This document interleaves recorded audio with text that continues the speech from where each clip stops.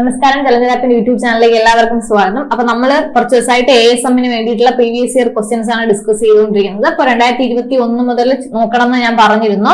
അപ്പൊ കുറച്ച് ക്വസ്റ്റ്യൻസ് എല്ലാം നമുക്ക് വീഡിയോ ചാനലിലൂടെ പറ്റില്ല. സോ അതുകൊണ്ട് പറ്റുന്ന അത്രത്തോളം നമ്മൾ ചെയ്തിട്ടുണ്ട്. അപ്പൊ ഇനി എന്ത് ചെയ്യാ, 2-ാം തീയതി എക്സാം ഉണ്ട്, നമുക്ക് ശനിയാഴ്ച എക്സാം ഉണ്ട്, 9-ാം തീയതിയും എക്സാം ഉണ്ട്. അപ്പൊ എന്ത് ചെയ്യാ, പ്രീവിയസ് ഇയർ ക്വസ്റ്റ്യൻസ് കുറച്ചധികം നോക്കിയിട്ട് പോവുക. സ്റ്റേറ്റ്മെന്റ് ടൈപ്പ് ആയിട്ടുള്ളത് കുറച്ച് നോക്കുക, കറണ്ട് അഫയേഴ്സ് നന്നായിട്ട് നോക്കുക. പിന്നെ ലാസ്റ്റ് മിനിറ്റിൽ കുറച്ച് നോക്കാനുള്ള ടോപ്പിക്കുകളുടെ ഒരു വീഡിയോ ചെയ്തിട്ടുണ്ട്. അത് റിവൈസ് ചെയ്യാൻ കേട്ടോ, ഒന്നും പഠിക്കാനല്ല, ജസ്റ്റ് ഒന്ന് റിവൈസ് ചെയ്യാൻ വേണ്ടിയുള്ള ടോപ്പിക്കുകളൊക്കെ നോക്കിയിട്ട് പോവുക. നന്നായിട്ട് എഴുതണം, നമുക്ക് ASM കിട്ടണം. അപ്പൊ ഇന്ന് നമ്മൾ നോക്കുന്നത് ഒരു പ്രീവിയസ് ഇയർ 10th ഒരു ക്വസ്റ്റ്യൻ ആണ് കേട്ടോ. നിങ്ങൾ നല്ല പലതും കണ്ടിട്ടുള്ള ക്വസ്റ്റ്യൻസ് തന്നെ ആയിരിക്കും. അപ്പൊ ഞാൻ ക്വസ്റ്റ്യൻ പറയും, ജസ്റ്റ് ആൻസർ പറഞ്ഞു പോവുകയാണ്. അപ്പൊ ഫുൾ ആൻസറും അതിന്റെ ഓപ്ഷൻസും ഡിസ്കസ് ചെയ്യാനുള്ള ടൈം നമുക്കില്ല. അതുകൊണ്ട് നിങ്ങൾ ക്വസ്റ്റ്യൻ കാണുമ്പോൾ നിങ്ങൾക്ക് ആൻസർ കിട്ടുന്നുണ്ടോ എന്ന് നോക്കാം. ഞാൻ അതിന്റെ ഓപ്ഷൻസ് പറഞ്ഞു പോവുകയാണ് ചെയ്യുന്നത്. ഓക്കെ, നോക്കാം.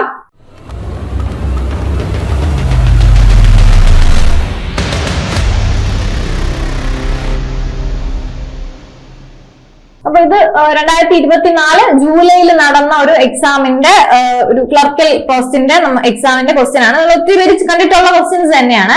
എങ്കിലും നമ്മൾ നമുക്ക് ഈ കാര്യങ്ങളൊക്കെ അറിയാം, ഒന്ന് ബ്രഷപ്പ് ചെയ്ത് എടുക്കുകയാണ്, നോക്കുകയാണ് നമ്മളൊക്കെ ആൻസർ അറിയുന്നത് നമ്മൾ കറക്റ്റ് ആണോ നോക്കുന്നേ ഉള്ളൂ കേട്ടോ. അപ്പൊ ഒന്ന് ക്വസ്റ്റ്യൻ നോക്കാം. ഒന്നാമത്തെ ക്വസ്റ്റ്യൻ, താഴെ കൊടുത്തിരിക്കുന്നതിൽ ശരിയായ കാലഗണന ക്രമം ഏതെന്നാണ് ചോദിച്ചിരിക്കുന്നത്. വൈക്കം സത്യാഗ്രഹമുണ്ട്, ചാന്നാർ ലഹളയുണ്ട്, ക്ഷേത്രപ്രവേശന വിളംബരമുണ്ട്, മലബാർ കലാപം ഉണ്ട്. അപ്പൊ ഇതിൽ ആദ്യം നടന്നത് ഏതെന്ന് നോക്കുമ്പോ ചാന്നാർ ലഹളയാണ് ആദ്യം നടന്നത്, പിന്നെ മലബാർ കലാപം, അത് കഴിഞ്ഞിട്ട് വൈക്കം സത്യാഗ്രഹം, അത് കഴിഞ്ഞിട്ട് ക്ഷേത്രപ്രവേശന വിളംബരം. അങ്ങനെയാണ് അതിന്റെ പോകുന്നത്. അപ്പൊ ഓപ്ഷൻ ഡി വരും കേട്ടോ. അടുത്തത്, താഴെ കൊടുത്തിരിക്കുന്ന പ്രസ്താവനകൾ പരിശോധിച്ച് ശരിയായവ കണ്ടെത്തുക എന്നാണ് കേട്ടോ. പ്രവർത്തിക്കുക അല്ലെങ്കിൽ മരിക്കുക എന്നത് ക്വിറ്റ് ഇന്ത്യ സമരത്തിലെ മുദ്രാവാക്യമാണ്. ജാലിയൻ വാലാബാഗ് ദുരന്തം നടന്നത് 1921 ഏപ്രിൽ 13-നാണ്. 1948 ജനുവരി 20-ന് ഗാന്ധിജിയുടെ നേരെ ഒരു വധശ്രമം നടന്നു. 2-ാം വട്ടമേശ സമ്മേളനം 1931 സെപ്റ്റംബറിൽ ലണ്ടനിൽ വെച്ച് നടന്നു. ഓക്കെ, അതൊക്കെയാണ്.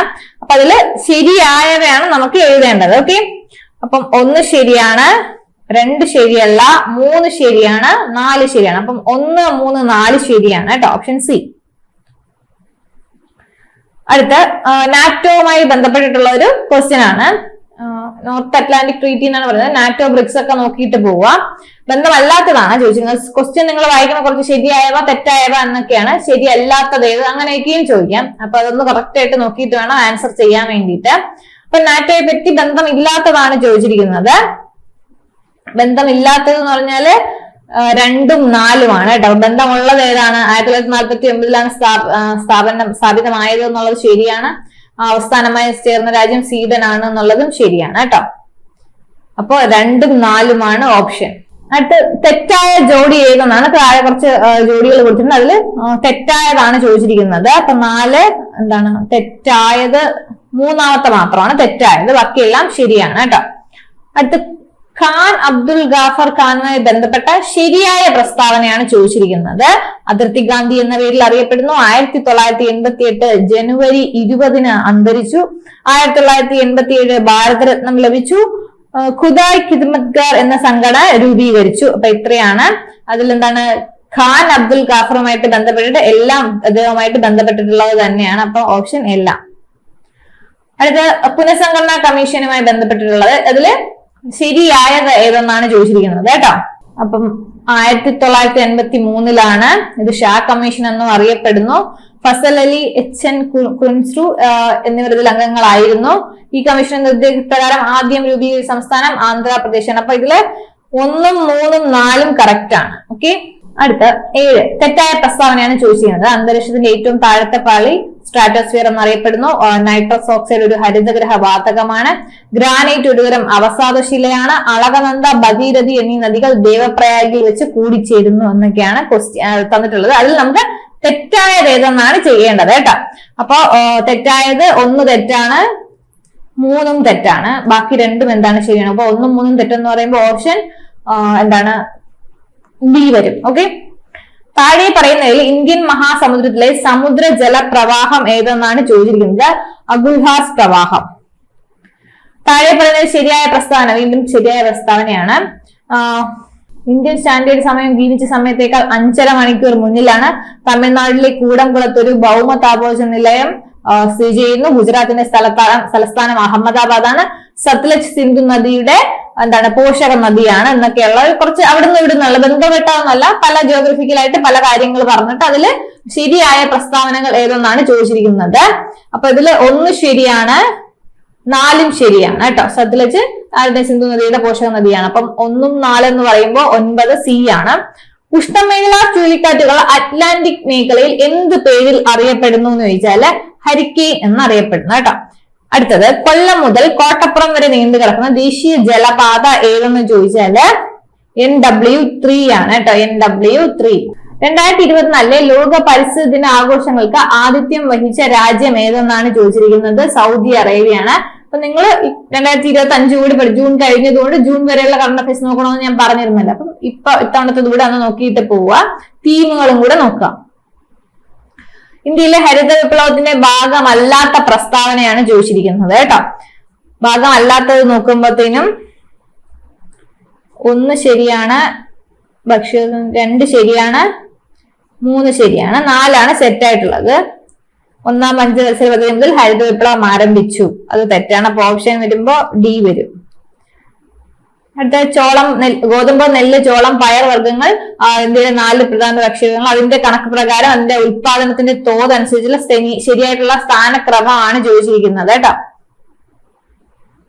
അപ്പം 1 സ്ഥാനങ്ങൾ കൊടുത്തിട്ടുണ്ട്, ഭക്ഷ്യവിളകളും കൊടുത്തിട്ടുണ്ട്. അത് ഉത്പാദനത്തിൽ എത്രാമതാണ് എന്നുള്ളതാണ് കൊടുത്തിരിക്കുന്നത്. 14ാമത്തെ ചോദ്യം ബി ആണ്. 1 ബി വരും. 1ാമത്തത് ഓപ്ഷൻ 1ാമത്തെ സ്ഥാനത്ത് നെല്ലാണ്, 2ാമത്തെ സ്ഥാനത്ത് വരുന്ന ഗോതമ്പാണ്, 3ാമത്തെ സ്ഥാനത്ത് ചോളമാണ് വരുന്നത്.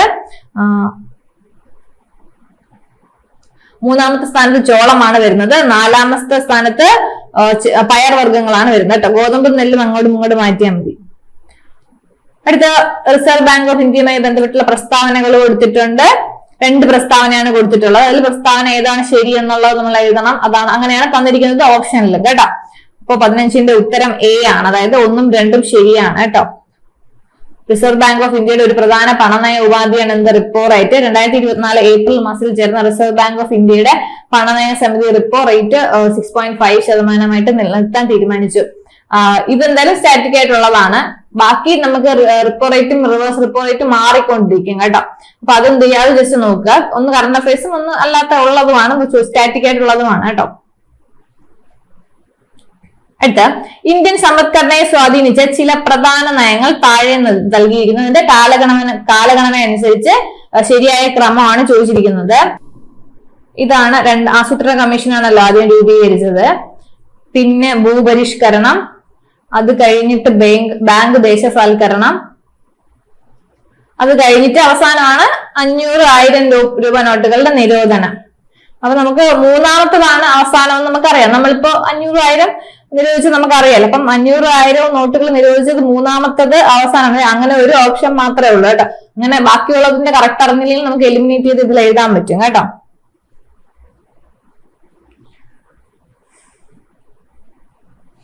അടുത്തതും സെയിം എന്താണ്, ഇങ്ങനെ പ്രസ്താവനകൾ വന്നിട്ടുണ്ട്. അതിൽ ശരി തെറ്റ് എഴുതാനാണ് കേട്ടോ. അതില് 1ഉം 2ഉം ശരിയാണോ എന്നും അതിന്റെ ഒരു വിശദീകരണം കൂടി ചോദിച്ചിട്ടുണ്ട് കേട്ടോ അവര്. ശരി അല്ലെങ്കിൽ പ്രത്യേകിച്ച് ഇതില്ല. 1ഉം 2ഉം ശരിയാണെന്നും പറയണം. അതിന്റെ വിശദീകരണമാണോ വിശദീകരണം അല്ലയോ എന്നും ചോദിച്ചിട്ടുണ്ട്. അപ്പൊ ഇതിന്റെ ഉത്തരം വരുന്നത് പ്രസ്താവന 1ഉം 2ഉം ശരിയാണ്. 2 എന്ന് പറയുന്നത് പ്രസ്താവന 1ന്റെ വിശദീകരണമാണ്. ഇത് കുറച്ച് നല്ല ക്വസ്റ്റ്യൻ ആണ് കേട്ടോ. അതായത് ഡിഗ്രി ലെവലിലൊക്കെ ചോദിക്കുന്ന ടൈപ്പ് ഓഫ് ക്വസ്റ്റ്യൻ ആണ്. ഇതുപോലെ തന്നെയാണ് ഈ ബാങ്കിനൊക്കെ ചോദിക്കുന്നത്. ഇങ്ങനത്തെ ക്വസ്റ്റ്യൻസ് ആണ്. അപ്പൊ ആ ക്വസ്റ്റ്യൻ ആണ് നമുക്ക് PSCയിലും വന്നിരിക്കുന്നത്. നിതി ആയോഗിന്റെ ചില സംരംഭങ്ങളും അവയുടെ ലക്ഷ്യങ്ങളും താഴെ നൽകിയിരിക്കുന്ന ഓരോ സംരംഭത്തിന്റെയും ലക്ഷ്യത്തെയും സൂചിപ്പിക്കുന്ന ഓപ്ഷൻ കണ്ടെത്തുക എന്നുള്ളതാണ് ക്വസ്റ്റ്യൻ. 1ാമത്തത്, അതായത് അടൽ ഇന്നോവേഷൻ മിഷൻ എന്ന് പറയുന്നത് സംരംഭകത്വം, നവീനാശയ രൂപീകരണം എന്നിവ ത്വരിതപ്പെടുത്തുക. ഓക്കെ, അടുത്ത് 2, മെത്തനോൾ സമ്പദ്ഘടന എന്ന് പറയുന്നത് എണ്ണ ഇറക്കുമതി ബിൽ ചെലവ് കുറയ്ക്കുക. 3ാമത്തത് സഹകരണ ഫെഡറലിസം എന്ന് പറയുന്നത് സംസ്ഥാനങ്ങളുടെ പ്രവർത്തനം ഏകോപിപ്പിക്കുക. പിന്നെ ശൂന്യ ക്യാമ്പയിൻ എന്ന് പറയുന്ന ഇലക്ട്രിക് വാഹനങ്ങൾ പ്രോത്സാഹിപ്പിക്കുക, വായു മലിനീകരണം കുറയ്ക്കുക. ഓപ്ഷൻ വരുന്നത് സി ആണ്. അടുത്ത 1991 ഇന്ത്യ നടപ്പിലാക്കിയ പുത്തൻ സാമ്പത്തിക നയവുമായി ബന്ധപ്പെട്ടിട്ടുള്ള ശരിയായ പ്രസ്താവനയാണ് ചോദിച്ചിരിക്കുന്നത് കേട്ടോ. ഇതില് 2, 3 ശരിയാണ്, 1, 4 ശരിയല്ല. 2, 3 ശരി, 1, 3 ശരിയല്ല. അടുത്ത ഡ്രാഫ്റ്റിംഗ് കമ്മിറ്റിയെ കുറിച്ച് ശരിയായ പ്രസ്താവനയാണ് ചോദിച്ചിരിക്കുന്നത്. ഡോക്ടർ അംബേദ്കർ ആണ് അധ്യക്ഷൻ. ഭരണഘടനയ്ക്ക് അംഗീകാരം നൽകി 7 അംഗങ്ങളെ ഉൾപ്പെടുത്തി രൂപീകരിക്കപ്പെട്ട കമ്മിറ്റിയാണ് 1946 ഓഗസ്റ്റ് 29 രൂപീകരിച്ചത്. അപ്പം 1, 3 കറക്റ്റ് ആയിട്ടുള്ളത്. 20ാമത്തെ ഓപ്ഷൻ 1, 3 അടുത്ത സാർവത്രിക വോട്ടവകാശം, മത്സരിക്കാനുള്ള അവകാശം എന്നിവയുമായി ബന്ധപ്പെട്ട് താഴെ കൊടുത്തിട്ടുള്ള ഏറ്റവും അനുയോജ്യമായ വസ്തുതകൾ ഏതെന്നാണ് ചോദിച്ചിരിക്കുന്നത്. 21ന്റെ ഉത്തരം 1 ശരിയാണ്. അതുപോലെ തന്നെ 3 ശരിയാണ്. 1, 3 ശരിയാണ്. ഡി ആണ് ഓപ്ഷൻ വരുന്നത്. രാജ്യസഭയുടെ പ്രത്യേക അധികാരങ്ങളെ സംബന്ധിക്കുന്ന ശരിയായ പ്രസ്താവന ഏതെന്നാണ് ചോദിച്ചിരിക്കുന്നത്. 22ാമത്തെ ഉത്തരം 1, 2 ശരിയാണെന്നാണ് കേട്ടോ. 1, 2 ശരിയാണ്. ഇത് കുറച്ച് ഞാൻ പറഞ്ഞില്ലേ, ഒരു degree level type of question ആണ്. കുറച്ച് നല്ല ക്വസ്റ്റ്യൻ ആണ്, നിങ്ങൾ നോക്കിയിട്ട് തന്നെ പോവാ. അടുത്ത ദേശീയ മനുഷ്യാവകാശ കമ്മീഷന്റെ ഘടനയെ കുറിച്ചുള്ള പ്രസ്താവനയാണ് ചോദിച്ചിരിക്കുന്നത്.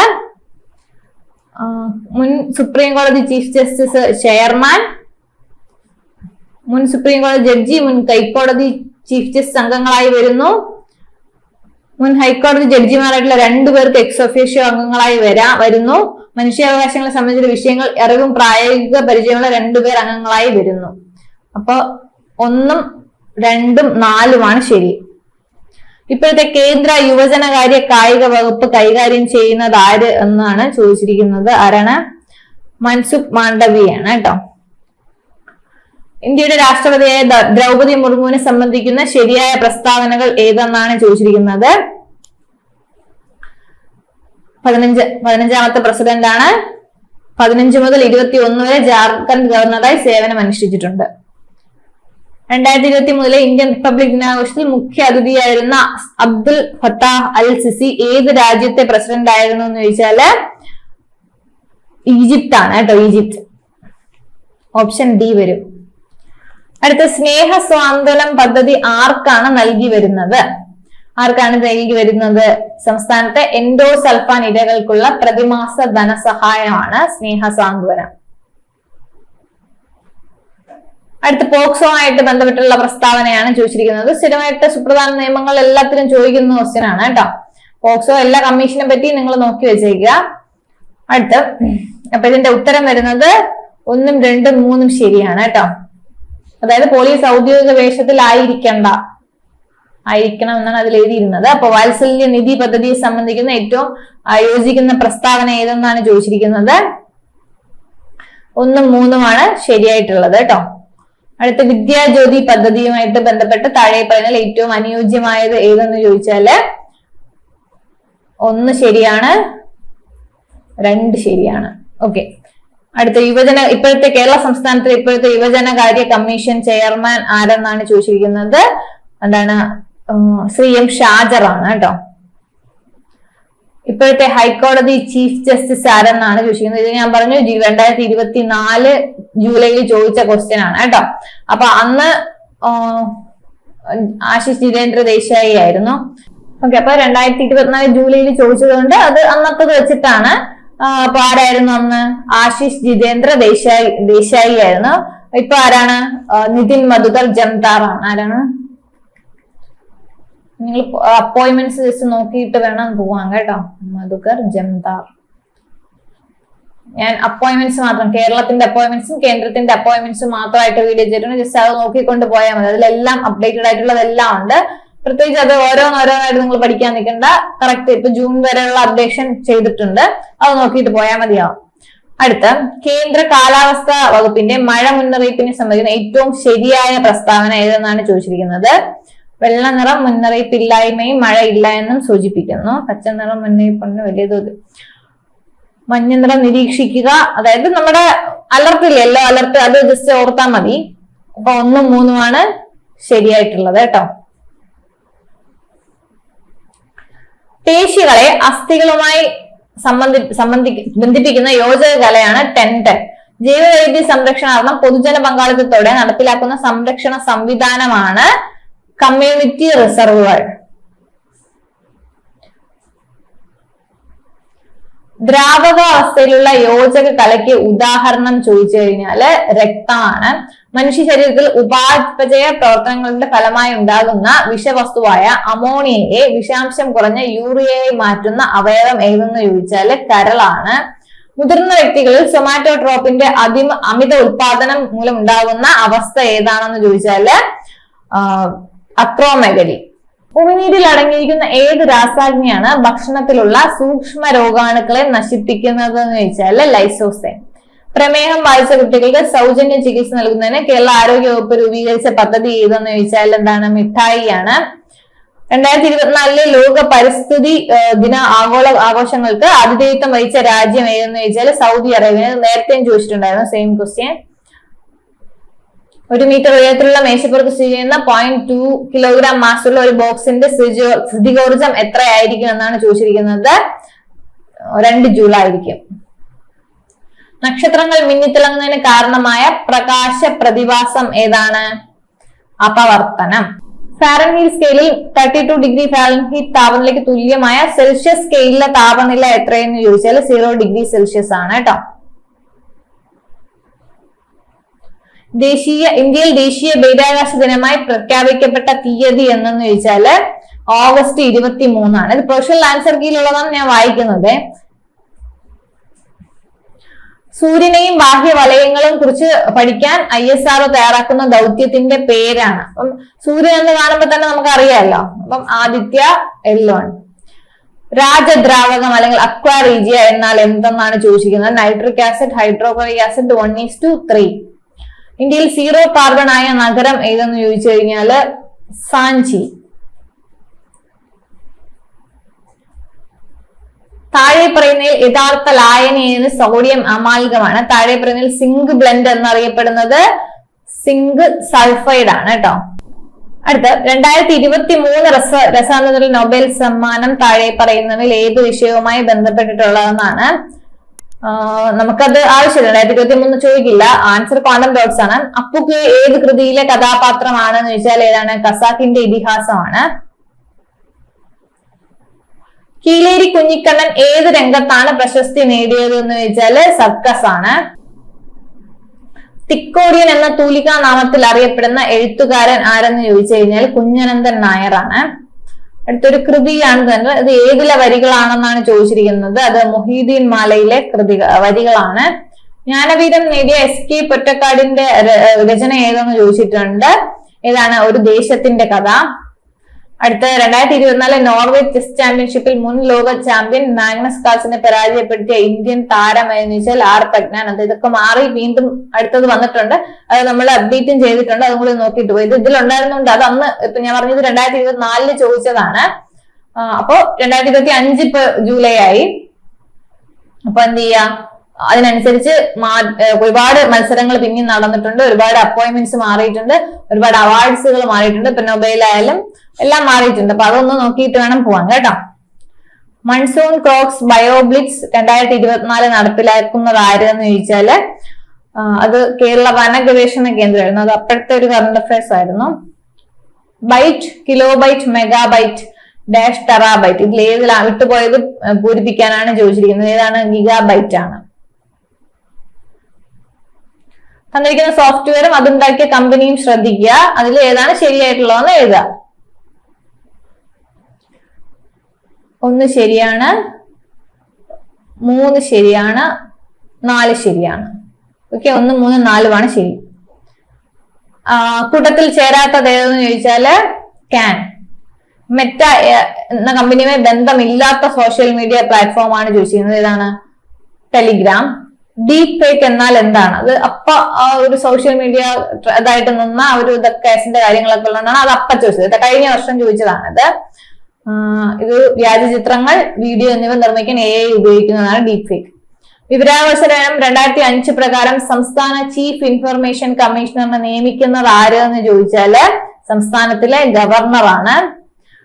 ഉപഭോക്തൃ സംരക്ഷണ നിയമം 2019 പ്രകാരം ഉപഭോക്തൃ സംരക്ഷണയുടെ നിർവചനത്തിൽ ഉൾപ്പെടുത്താത്ത സേവനങ്ങൾ ഏതെന്ന് ചോദിച്ചാല് നിസ്വാർത്ഥ സേവനങ്ങളാണ്.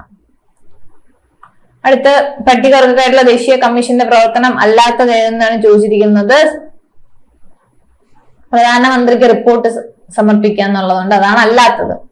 അതുപോലെ ഗാർഹിക അതിക്രമത്തിൽ നിർവചനത്തിൽ വരുന്ന കാര്യങ്ങൾ ഏതൊക്കെയെന്നാണ് ചോദിച്ചിരിക്കുന്നത്. മാനസികവും ശാരീരികമായ പരാതിക്കാരന് ആളിനെ ഉപദ്രവിക്കുക, സ്ത്രീധനം നേടുന്നതിന് പരാതിക്കാരുടെ ബന്ധുവിനെ ശല്യം ചെയ്യുക, സാമ്പത്തിക ചൂഷണം, ഇതിലെല്ലാം ഉൾപ്പെടുന്നുണ്ട് കേട്ടോ. അടുത്ത ലൈംഗിക ആക്രമണങ്ങളിൽ നിന്നും കുട്ടികളെ സംരക്ഷിക്കുന്ന നിയമം, അതായത് പോക്സോ ആക്ട് നിലവിൽ വന്ന വർഷമാണ് ചോദിച്ചിരുന്നത് 2012.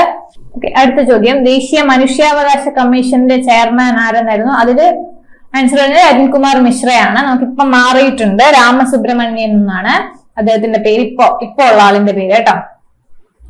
അപ്പോ ദേശീയ വനിതാ കമ്മീഷൻ ചെയർമാൻ ആരെന്ന് ചോദിച്ചിട്ടുണ്ട്, രേഖ ശർമ്മയാണ്. ഇതിൽ എല്ലാം മാറിയിട്ടുള്ളത്, അതുകൊണ്ട് എന്ത് ചെയ്യാ, നിങ്ങൾ ഇപ്പോഴത്തതും കൂടി ഒന്ന് നോക്കിയിട്ട് വേണം പറയും. ഇത് രാമസുബ്രഹ്മണ്യൻ വി ആണ്, ഞാൻ എന്ന് പറഞ്ഞുതരാം. ജസ്റ്റിസ് വി രാമസുബ്രഹ്മണ്യൻ.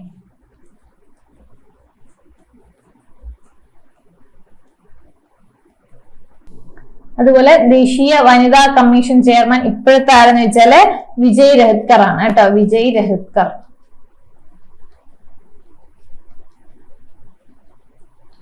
വിജയ് മലയാളത്തിലായിരിക്കും ചോദിക്കുന്നത്. ഓക്കെ, അടുത്ത ഇംഗ്ലീഷ് ആണ്. അത് ഞാൻ ജസ്റ്റ് പറഞ്ഞു പോകുന്നേ ഉള്ളൂ. ഗ്രാമറും എല്ലാം ചോദിച്ചിട്ടുണ്ട് അവര്. അപ്പൊ അതിന്റെ ആൻസർ ജസ്റ്റ് ഓരോന്ന് പറഞ്ഞു പോകുന്നുണ്ട്. 81-ാമത് ഉത്തരം എന്ന് പറയുന്നത് എ ആണ്, ഹാസ്. അടുത്തൊരു ക്വസ്റ്റ്യൻ ടാഗ് ആണ്, let's go for a walk എന്ന് പറയുന്നുണ്ട്. സി ഷാൾ ബി ആണ്. അടുത്ത ഇൻഡയറക്ട് സ്പീച്ച് ആണ്. 83 ഡി ആണ് ഉത്തരം വരുന്നത്. അടുത്ത 84 ഉത്തരം വരുന്നത് സി ആണ്. 85-ന്റെ ഉത്തരം വരുന്നത് ഡി. അത് സ്പെല്ലിംഗ് കറക്ഷൻ ആണ് ചോദിച്ചിരിക്കുന്നത്,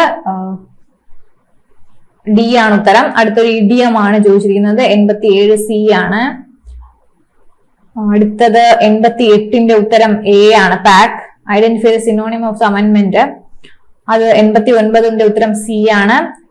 ഡെഫിസിറ്റിന്റെ അന്റോണിം ആണ് ചോദിച്ചിരിക്കുന്നത്, ബി സർപ്ലസ് ആണ്. അടുത്ത് മലയാളമാണ്. അനവത്യൻ എന്ന പദത്തിന്റെ അർത്ഥം ആണ് ചോദിച്ചിരിക്കുന്നത്, സന്തതി ഇല്ലാത്തവൻ. താഴെ പറയുന്നത് ശരിയായ പദമാണ്. 92 കവയിത്രി. അടുത്ത സലിംഗ ബഹുവചനമാണ് ചോദിച്ചിരിക്കുന്നത്, 93 സി ആണ് ഉത്തരം, പുരുഷന്മാർ. ശ്ലോകത്തിൽ കഴിക്കുക എന്ന് പറഞ്ഞാൽ ചുരുക്കി പറയുക എന്നാണ്. പിഞ്ഞാണ വർണ്ണം എന്നത് വിഗ്രഹിച്ച് എഴുതാനാണ് പറഞ്ഞിരിക്കുന്നത്, പിഞ്ഞാണത്തിന്റെ വർണ്ണം. അതുപോലെ തന്നെ പുട്ട് ഔട്ട് എന്ന ശൈലിയുടെ അർത്ഥമാണ് ചോദിച്ചിരിക്കുന്നത്, അണയ്ക്കുക. താഴെ കൊടുത്തിരിക്കുന്നത് ദ്രൗണി ആരെന്ന് ചോദിച്ചാല് അശ്വത്ഥാമാവ്. അടുത്ത ചിന്മുദ്ര പിരിച്ചെഴുതാനാണ്. ചിന്മുദ്ര പിരിച്ചെഴുതുമ്പോൾ നമുക്ക് എന്ത് കിട്ടും? ചിത് പ്ലസ് മുദ്ര എന്ന് കിട്ടും. കേരള പാണി എന്ന അപരനാമത്തിൽ അറിയപ്പെടുന്നത് ആരെന്ന് ചോദിച്ചാല് AR രാജരാജവർമ്മ. താഴെ കൊടുത്തിട്ടുള്ള അക്ഷര തെറ്റുള്ള വാക്ക് ഏതെന്ന് ചോദിച്ചാൽ വിശ്വസ്തൻ. അപ്പൊ ഇത്രയാണ് നമ്മുടെ ക്വസ്റ്റ്യൻ വരുന്നത്. അപ്പൊ നിങ്ങൾ ജസ്റ്റ് ഒന്ന് റിവൈസ് ചെയ്ത് നോക്കുക. ഇപ്പൊ എക്സാം ഉള്ളവർക്ക് എല്ലാവർക്കും ഓൾ ദി ബെസ്റ്റ്. എല്ലാവരും നന്നായിട്ട് എഴുതുക, നന്നായിട്ട് പ്രിപ്പയർ ചെയ്യുക. ഓൾ ദി ബെസ്റ്റ്, നന്നായിട്ട് പഠിക്കുക.